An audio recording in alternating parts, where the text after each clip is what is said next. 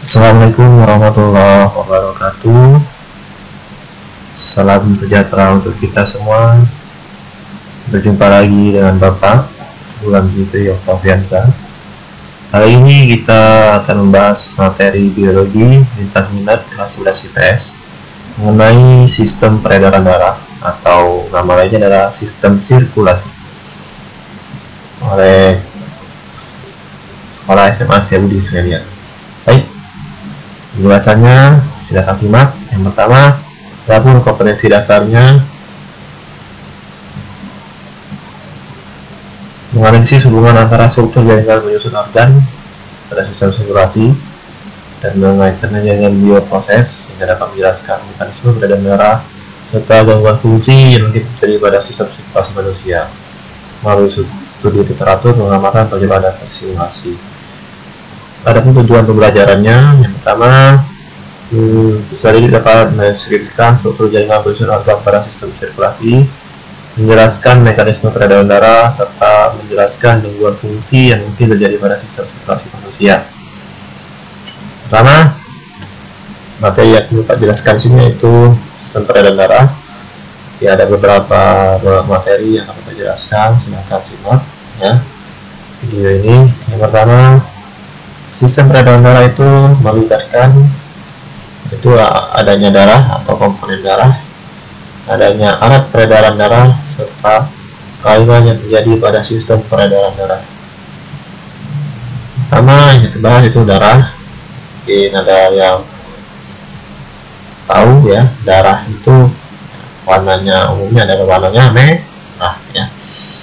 Darah fungsi utamanya tiga. Yang pertama, sebagai proses transportasi, mengangkut oksigen ke seluruh tubuh. Yang kedua itu pertahanan atau proteksi terhadap serangan penyakit, dan yang ketiga adalah mengatur suhu tubuh. Sistem transport pada manusia ada dua, yaitu sistem peredaran darah dan sistem limfa atau getah bening. Adapun komponen darah terdiri dari plasma darah dan sel darah. Plasma darah merupakan bagian cair terdiri dari air, protein, dan senyawa organik. Berikut gambarnya. Jadi darah yang umumnya yang kita lihat adalah warna merah, itu kalau dijabarkan lagi menjadi dua, yaitu plasma dan sel darah. Plasma itu yang berbentuk cairan yang terdiri dari air, protein, dan senyawa organik. Kemudian ada lapisan kuning atau buffy coat yang terdiri atas sel darah putih dan keping darah, sel darah, dan sel darah merah. Jadi sel darah itu terdiri dari tiga, yaitu sel darah merah, sel darah putih, dan keping darah. Adapun protein pada plasma darah, ada albumin yaitu menjaga tekanan osmosis darah, ada globulin atau pembuatan antibodi, fibrinogen pembekuan darah. Bahan organik plasma darah yaitu glukosa, asam amino, lemak, vitamin, hormon, garam mineral, natrium, klor, fosfor, dan bikarbonat. Produk metabolisme yaitu berupa asam urat, urea, kreatinin. Plasma darah tanpa fibrinogen atau serum merupakan cairan warna kuning jernih dan mengandung antibodi. Ada 4 macam antibodi, yaitu precipitin menghadapkan antigen, agglutinin menggumpalkan antigen, lisin mengurangkan antigen, dan antitoksin menawar racun. Nah, jadi plasma darah ada dua, yang ada cairan mengandung protein, ada yang tanpa fibrinogen atau serum tanpa untuk proses pembekuan darah ya. Berikutnya sel darah. Pertama itu eritrosit atau sel darah merah. Pada laki-laki dewasa terdapat 5 juta eritrosit per 1 mm kubik, sedangkan pada wanita 4,5 juta eritrosit per 1 mm kubik. Jadi jumlahnya lebih banyak adalah laki-laki. Tubuh manusia menghasilkan 2,5 juta eritrosit per detik Eritrosit tidak berinti dan bentuknya bikonkav, yaitu cekung ke dalam. Ya. Kemudian yang kedua, sel darah yang kedua, leukosit atau sel darah putih, berperan sebagai alat pertahanan tubuh. Dalam menjalankan tugasnya, leukosit kadang keluar dari pembuluh darah untuk menyerang kuman yang masuk ke dalam tubuh, yang disebut dengan istilah diapedesis. Leukosit juga berperan membersihkan sel-sel yang telah mati atau luluhan dari jaringan tubuh. Jumlah leukosit pada orang dewasa sekitar 4.000 sampai dengan 13.000 per milimeter kubik darah. Jadi leukosit ini perannya sangat penting karena dia yang menyerang virus atau bakteri yang masuk ke tubuh kita. Jadi dia pertahanan pertamanya, ya, pasukan penjaganya. Leukosit dibagi menjadi ada granulosit dan agranulosit. Granulosit terdiri dari 3, yaitu neutrofil, eosinofil, dan basofil. Sedangkan agranulosit yaitu limfosit dan monosit. Berikut gambarnya. Bentuk sel darah putih meliputi eosinofil A, neutrofil B, basofil C, monosit D, dan E adalah limfosit B dan T. Nah, limfosit ini biasa kita kenal pada istilah antibodi. Nanti akan kita pelajari di sistem imun. Ya. Neutrofil memiliki jumlah terbanyak dari limfosit. Saat ada infeksi kuman, dapat mencapai 10 hingga 20.000 sel per milimeter kubik dan dapat menerobos dinding pembuluh darah kita untuk memakan bakteri. Jadi yang berperan paling besar untuk memakan bakteri adalah bagian neutrofil. Eosinofil, jumlahnya kurang lebih 2-3% dari jumlah leukosit, dapat infeksi atau parasit cacing dan pengaruh alergi. Dan basofil dapat mengikat zat warna basah atau materi biru, memiliki zat beku heparin sehingga darah tidak membeku dalam pembuluh darah. Berikutnya ada limfosit, jumlah terbanyak yang kedua pada sel darah putih. Limfosit ada 2, ada B dan T. B itu berasal dari sumsum tulang dan mata di bagian, dan T berasal dari sumsum tulang atau telapak tangan di bagian timus, berperan melawan virus, dibuat juga di kelenjar bening, konsil, limfa, atau tulang. Ya, jadi yang berperan melawan virus, limfosit T, bagian dari sel darah putih. Kemudian monosit, limfosit yang berperan besar, dapat bergerak berputar di dalam area darah pada kecepatan tinggi dan bergerak seperti amoeba. Ya, dengan menjulurkan plasmanya dan membungkus serpihan yang disebabkan oleh infeksi sel yang keluar atau patogen lainnya. Jadinya neutrofil dan monosit itu adalah fagositas utama dalam tubuh yang memakan bakteri atau virus utama dalam tubuh kita. Berikutnya sel darah ketiga yaitu trombosit, keping darah. Bagian darah yang ukurannya paling kecil, bentuknya bulat atau oval, jumlahnya sekitar 200 hingga 500.000 sel per milimeter kubik darah. Dibentuk pada sumsum tulang khusus yang disebut dengan megakardiosit dan umumnya berumur beberapa jam, berperan dalam proses pembekuan darah.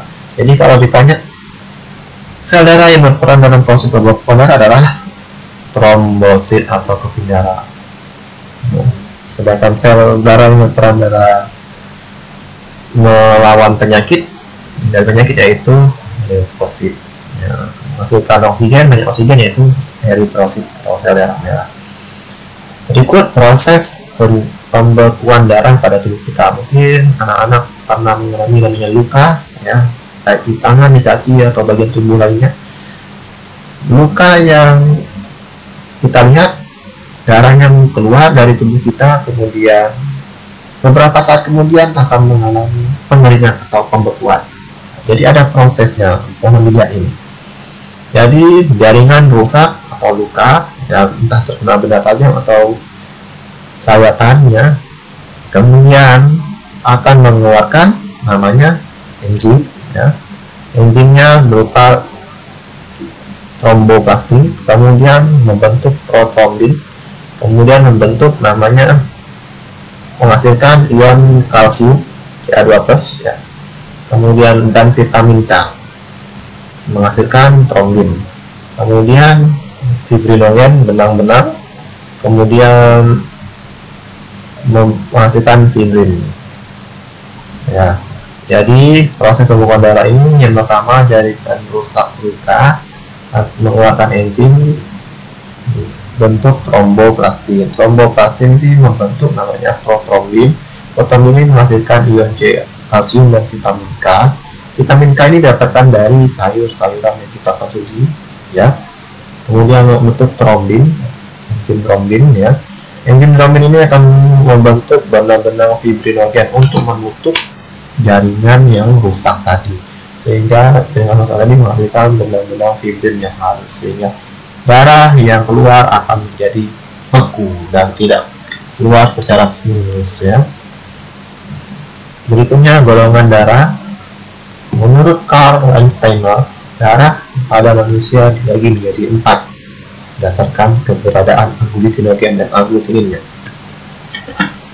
Agglutinogen adalah yaitu pada eritrosit terletak pada sel darah merah, disebut antigen, sifatnya dapat digumbalkan, sedangkan agglutinin yaitu terdapat pada plasma darah atau cairan darah, disebut antibodi, sifatnya menggumbalkan agglutinogen atau antigen. Macam-macam golongan darah mungkin anak-anak sudah tahu, ya, ada 4 macam golongan darah. Yang pertama golongan darah A, B, AB, dan O. Anak-anak mungkin salah satunya memiliki golongan darah ini. Kalau Bapak sendiri yaitu golongan darah O. Golongan darah O itu agglutinogennya tidak ada atau antigennya tidak ada, agglutininnya ada, ya, yaitu berupa alfa dan beta. Keterangannya, ya, kalau golongan darah Bapak sendiri bisa memberi atau mendonorkannya ke semua golongan darah A, B, AB, dan O. Sedangkan AB kebalikan dari O, ya. O itu agglutininnya beta, sedangkan AB tidak memiliki agglutinin tapi memiliki dua-duanya agglutinogen atau antigennya A dan B, sehingga golongan darah B kita kenal dengan istilah golongan resipien atau menerima dari seluruh golongan darah, ya. Sedangkan golongan darah B memiliki agglutinogen atau antigennya B, agglutinogennya alfa, menerima dari B dan O, memberi ke B dan AB. Sedangkan golongan darah A, agglutinogennya A dan agglutininnya beta, menerima dari A dan O dan memberi A dan AB. Jadi yang bersifat pendonor golongan darah O semua, sedangkan menerima semua itu golongan darah B. Sedangkan A dan B ini hanya sesama golongan AB dan O saja. Sesama A bisa dan sesama B juga bisa, ya. Jadi inilah 4 macam golongan darah. Yang belum tahu silakan cek ke rumah sakit atau puskesmas, ya. Berikutnya, pada sistem sirkulasi terdapat juga jantung dan pembuluh darah, ya. Jantung kita terdiri dari beberapa ruang, ya. Ada 4 ruang. Yang atas disebut atrium, yang bawah disebut ventricle. Atrium nama lainnya adalah serambi, ventricle namanya darahnya beat, ya. Nah, ini proses peredaran darah pada tubuh kita. Sistem peredaran darah pada tubuh dibagi menjadi 2, ada pulmonari dan sistemik. Pulmonari nama lainnya adalah peredaran darah kecil, dimulai dari bilik sebelah kanan, jantung bilik sebelah kanan, melewati arteri pulmonalis, kemudian masuk ke pulmo, melewati vena pulmonalis, masuk ke serambi kiri. Sedangkan sistem peredaran sistemik, ya, bilik kiri, nah ini sistem peredaran darah besar, ya, kalah. Bilik kiri masuk ke aorta, tubuh bagian atas dan bawah, dan masuk ke serambi kiri. Untuk sistem peredaran darah ini yang kecil, darah banyak mengandung karbon dioksida, sedangkan sistem peredaran darah besar, darahnya banyak mengandung oksigen, sehingga bentuk jantung kita agak besar sebelah kiri lebih besar dibandingkan dengan sebelah kanan. Berikutnya, kelainan dan penyakit pada sistem peredaran darah. Ada hemofilia, thalassemia, sickle cell anemia atau penyakit kekurangan darah, leukemia atau kanker darah, kemudian erythroblastoma fetalis, jantung koroner, sklerosis, varises, dan infantiasis. semuanya ini penyakit yang berkenaan dengan sistem peredaran darah yang biasanya menyerang pada usia umumnya. Biasanya penyakit yang sering ada orang terkena itu yaitu penyakit anemia ini ya. Penjelasannya silakan nanti Pak akan cara bertanya saja ya. Demikian penjelasan materinya ya, semoga apa yang Bapak sampaikan sedikit membantu Anda penjelasannya, sedikit membuka wawasan Anda mengenai sistem peredaran darah. Jadi sistem peredaran darah kita ya, bahwa darah itu tidak hanya warnanya merah tetapi banyak macam komponennya, itu ada plasma darah, ada sel darah juga dibagi menjadi 3, ada yang sel darah merah atau eritrosit, sel darah putih, leukosit, trombosit atau kuping darah. Kemudian jantung kita juga menjadi sistem peredaran darah jadi 2, ada yang besar, ada yang kecil, dan kelainannya ya penyakit biasanya karena darah, termasuk tekanan darah tinggi yang kita kenal dengan hipertensi ya. Kemudian untuk yang kurang jelas mohon silakan bertanya, tidak usah sungkan, tidak usah malu ya. Itu penugasannya akan dibarengi dengan materi yang akan dibahas selanjutnya, yaitu materi yang selanjutnya terakhir, yaitu materi sistem pencernaan ya. Mudah-mudahan apa yang Bapak sampaikan ini bermanfaat, dan lebih kurang Bapak mohon maaf. Jumpa lagi pada materi selanjutnya ya, pencernaan. Terima kasih. Assalamualaikum warahmatullahi wabarakatuh. Salam sejahtera untuk kita semua.